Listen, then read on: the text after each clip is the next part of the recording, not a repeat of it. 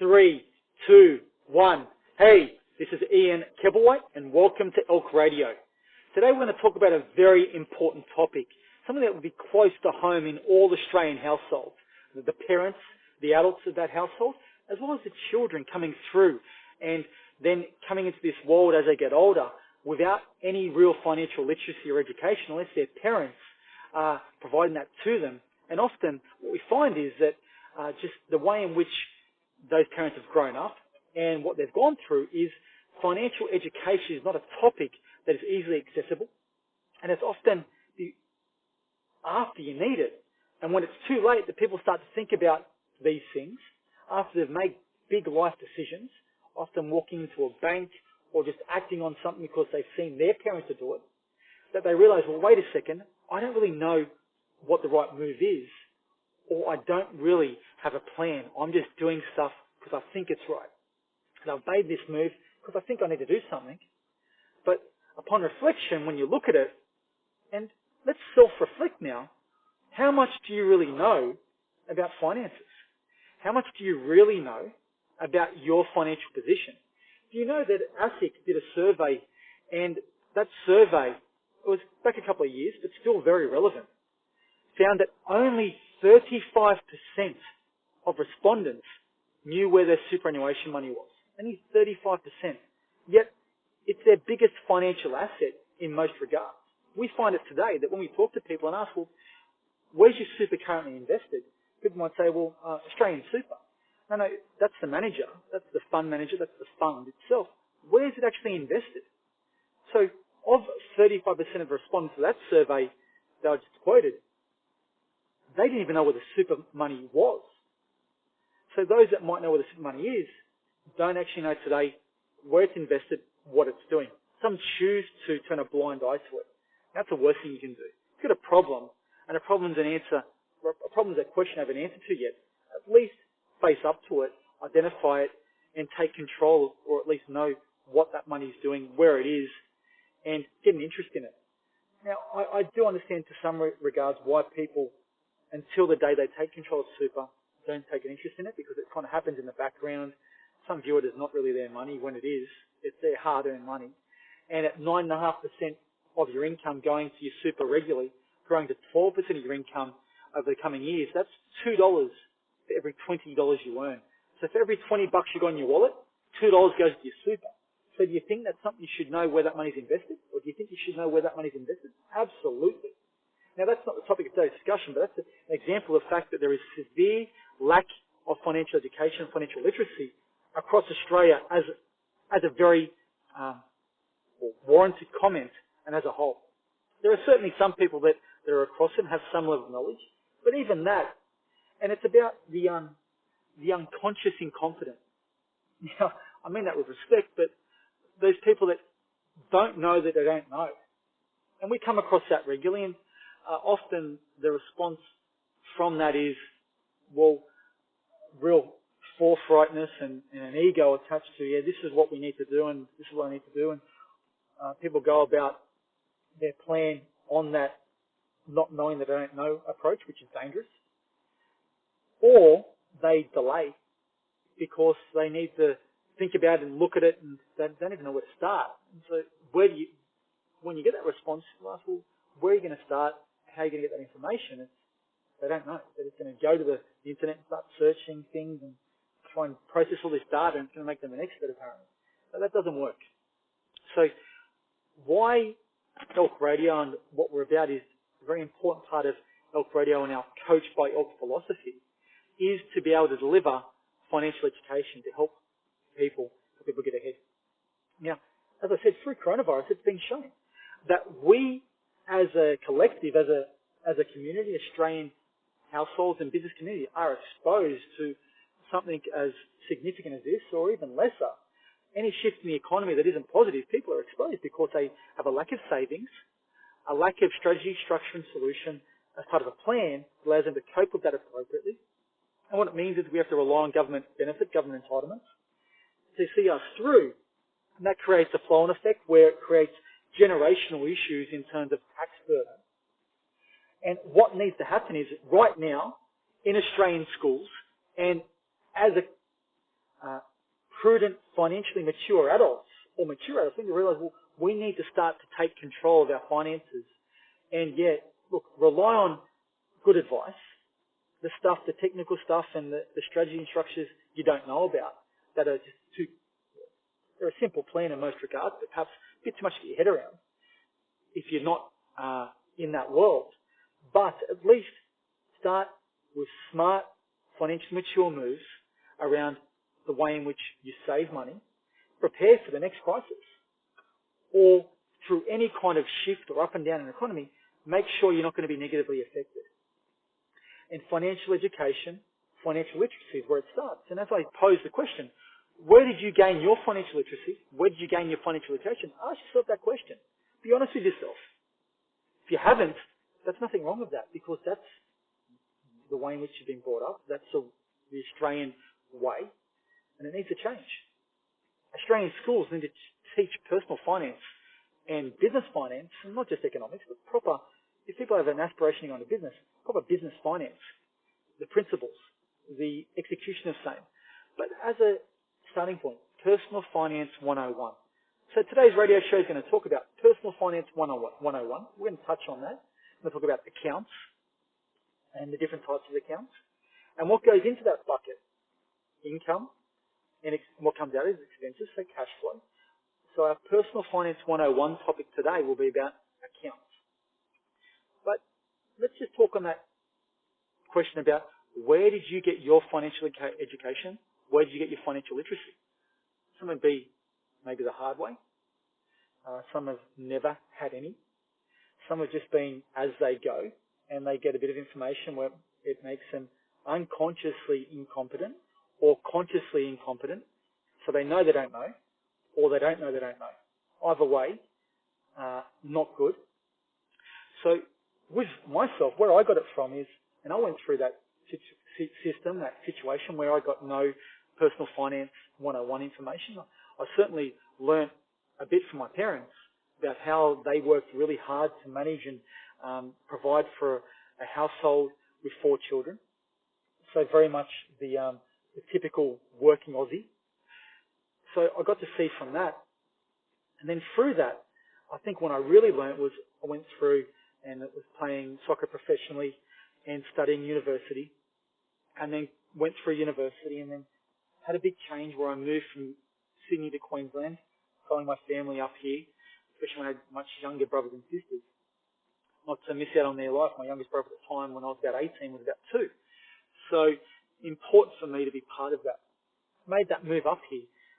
But where I really got to learn, and trust me, I learned the hard way through there, basically as an apprentice in a professional soccer team, the first professional soccer team in Australia, getting basic payment, basic money, travelling from Western Sydney all the way to North Sydney, Northern Spirit, playing from the best players in Australia, but with bugger all money, going through the toggles in my, whatever it was, model, 1980 model, Toyota Corona, and doing university at the time, so working at a service station, so managing money through that, and that's where Australians, as a student, now most students don't know anything about finances, personal finances. Some have some idea, and then they go to university, and that's where they really start to learn the hard way, at least some basic concepts, and how important it is and how hard it is to manage money. And then from there, some get into the trap of credit card debt that goes with them. They carry it through the next stage of their life, or personal loans, or even this new model of Afterpay, which is a disaster. And look, there's some certain situations where it's helped people, no doubt. But if it's a consumer purchase that's unnecessary and it's just simply a discretionary lifestyle purchase, well, you've got to question why you're buying it. And trust me, providing for your children and things like that, I get that. So not questioning the intent. It's just about the financial wisdom and whether or not it's a good move. And in most respects, Afterpay is dangerous. And there are others, I'm sure, that are listening and go, well, no, I manage it really well. There might be a percentage of people that do that. But that's something that's creating a new type of consumer credit debt. And consumer credit is one of the 4 main issues of Australian households. So with that, where I learned it was I moved up here from Sydney into Queensland, and my nan, long-term NAB bank customer, said, Ian, I've actually been speaking to the ladies at the NAB branch, and they're actually hiring at the moment. And so given I've done a Bachelor of Business and finance was an important part of that, and was always an interest to me, I took that opportunity and I went through, and at that time NAB were relaunching a whole new world, a whole new model. And the role was for a new world branch manager. And with my university formal qualification, I went through a very rigorous interview process, and I was lucky enough to secure that role. And so I was put in after a significant training program to look after a branch at Ashmore. And I went through a sales and service program presented by a guy called Marty Cohen. He was like the guru, the Tony Robbins of finance and banking training at that time. And I kicked ass on that and actually won the award for the best at that program across these new entrants. But that's when I really started to understand about money and understand about accounts. And so that's where I got my financial literacy from, learning by being in the environment, immersing myself and reading the big manuals, like these big, thick manuals, and learning all things about it because I had a real curiosity about it. I wanted to know. I needed to know. But where did you learn it? If you haven't learned it, well, this is where Coached by Elk, our Elk Radio delivery of helping people have the life they deserve, and in this show, focusing on Personal Finance 101. So we're going to release segments after this, which continually focus on Personal Finance 101 as a topic, because financial literacy for students, financial education for students, financial literacy for adults and households is really important. So we'll get to now our topic for today, which is accounts. So with accounts, there are all different types of bank accounts. Now, in Australia, you'd be interested to know, I imagine, that where people have their bank account, their transactional bank account, that's where they actually think, that's where they view their bank to be. So you might have a home loan with one bank, we call that NAB, but you have a bank account with maybe ING. And people say, who's your bank? People say, well, that's ING. My bank's ING because that's where my bank account is. That's my transactional bank account. That's where my money goes in and out of. That's the bucket, the receptacle of money that all my income and my expenses come out of. And we see it a lot where people have their loan at one institution, their home loan, and their transactional bank account at another. Now, what that means is that they're not getting the benefit of what's called a offset account. So one of the accounts we'll talk about today is an offset account and how that works. With a bank account. So a bank account is a receptacle that receives your deposits, often in the form of income or receipts. That income might be from personal exertion, so what you do for a job. It might be investment income, because you might have an investment property getting rent. It might be in the form of trading income, because you might have share dividend income, because you might have a small share portfolio. That stuff often is insignificant. We see it a lot where people have some portfolios, some very small amounts, and some larger ones, but it kind of comes in the background. And what comes out of that bank account is your expenses, your living expenses, direct debits, and what's left over, if any, is the savings. Now, there are other types of bank accounts, and they might be interest-bearing deposit accounts. So you might have one transactional account where everything goes into that receptacle, and you might have an attached interest-bearing deposit account where you try and put some money into as savings to get the best interest possible. Now, interest rates at the moment on deposit is very, very low. If you get $1 million, $2 million, the interest rate is still very, very low. So the return on that kind of cash savings is low. That return is taxable. That return, so it means you pay tax on the earnings. The return on top of that is a situation where you look at what it is as compared to other investments, and it's not able to compete. Cash as an asset doesn't keep up with inflation, so over time things get more expensive, but the value of cash doesn't increase in its value. So what that means is that you're left in a situation where the purchasing power of that cash diminishes over time. So interest-bearing deposits, yeah, look, if you've got surplus cash and you've got nowhere else to park it or put it to use, then that's the next best use for it. Then there are term deposits, and term deposits are a fixed term deposit where at maturity or along the way each month, you get the interest. Now, interest gets often distributed to you or may be reinvested, and if you break that term deposit, you may also then forfeit that interest that you're due at maturity. So term deposits are often a way for people to park money in a safe, government guaranteed, if it's in a bank environment, so people have certainty to know that their money is safe. We see that people have term deposits often when they don't have debt. So if we're talking about a typical Australian household, most will have a home loan. And if they don't have a home loan, they'll have an investment loan. And either way, a home loan is bad debt. It's a debt to allow you to acquire a lifestyle asset, the home, the last tax-free asset available, so you don't pay tax, capital gains tax on your home. But the debt attached to that is non-tax deductible. If you've got investment debt, that's good debt because it's tax deductible.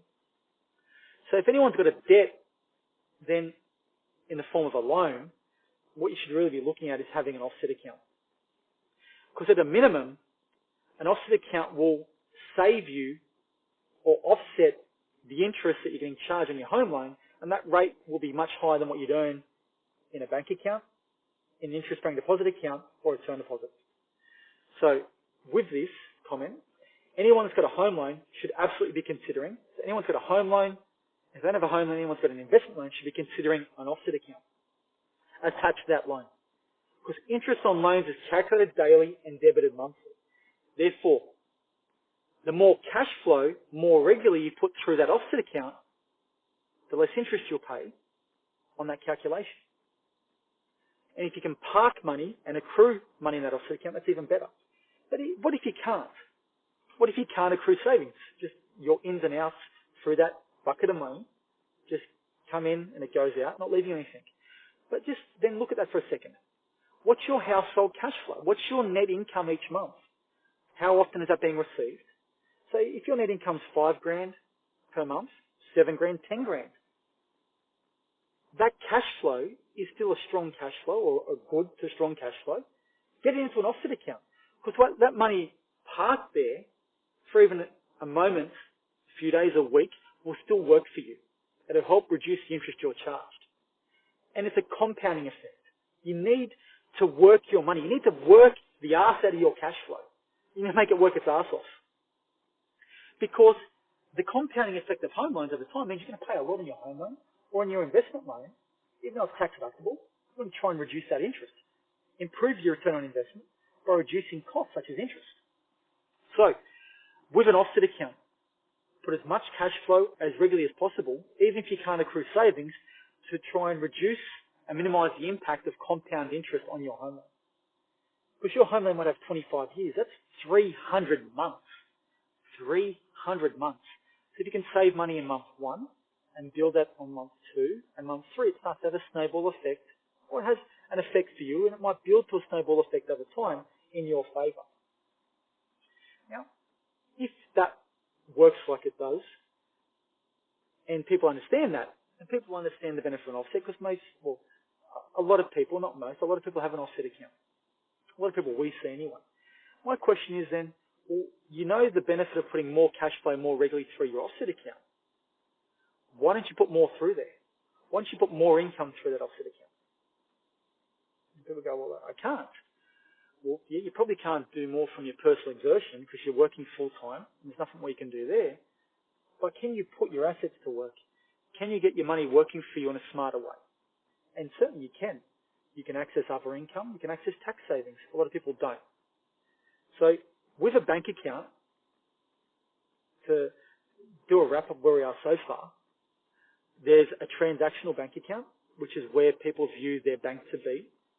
And that account might have an interest-bearing account attached.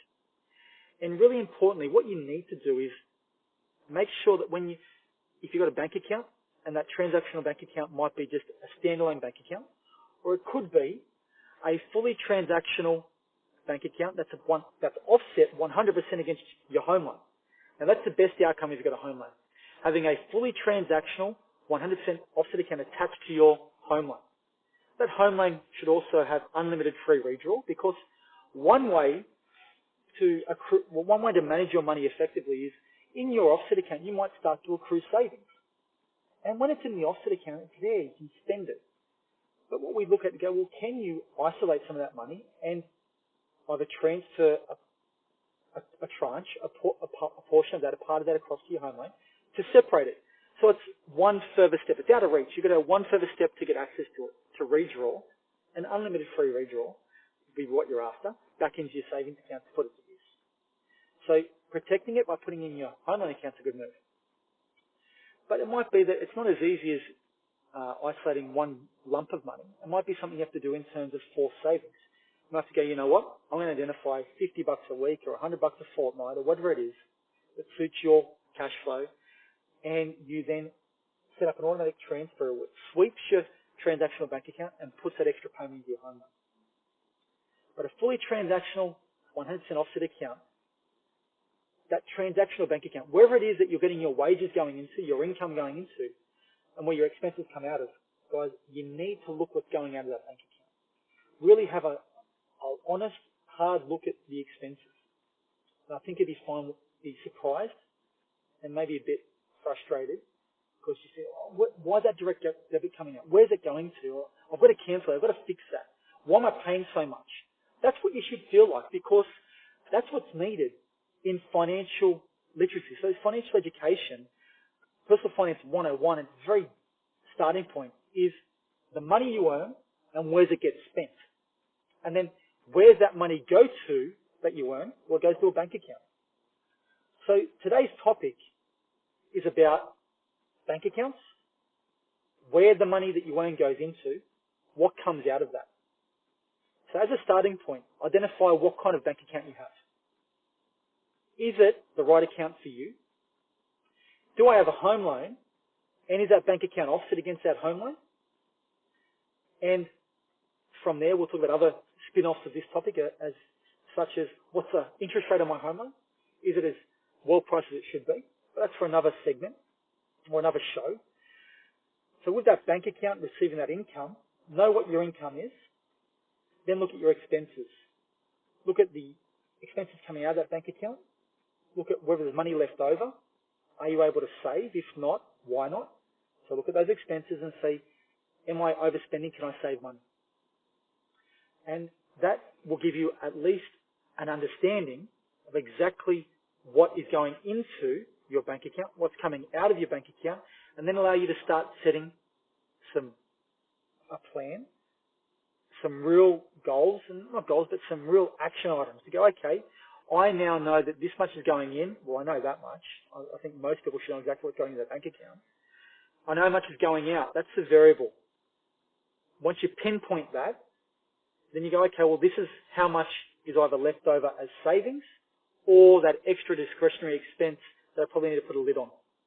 Because you need to prepare yourself as best you can for the ups and downs that occur with not only life, but in the environment we are certainly now a part of and have always been a part of, because there's always been ups and downs, and people that are savers put themselves in a better position to be able to see themselves through, or at least have some kind of comfort there that if something happens, they're able to sustain themselves or be able to carry themselves for a certain period of time before they have to take steps based on whatever situation they're facing. It's better to have that head-on pillow money and the ability to save. So can you look at your bank account, make sure it's the right account for you. Then look at your income and look at your expenses. Look at the expenses going out and go, well, how much can I be saving? And if you can't, because your expenses are fully expending your income, look hard, push hard, make some hard decisions. What am I going to cut? Once you identify that, then you'll be able to go, well, now I can start to save. It's a good feeling. It's a hard-earned feeling, seeing those savings accrue over time, and knowing you've got that head-on pillow money that gives me that comfort that something pops up, loss of income, reduction of income, an environment that has a coronavirus issue where the economy starts to really have some serious pressures and issues in front of it, serious pressures put on it and issues in front of it, that you're in the best position possible to see yourself through, or at least supplement other benefits that you might receive from the government.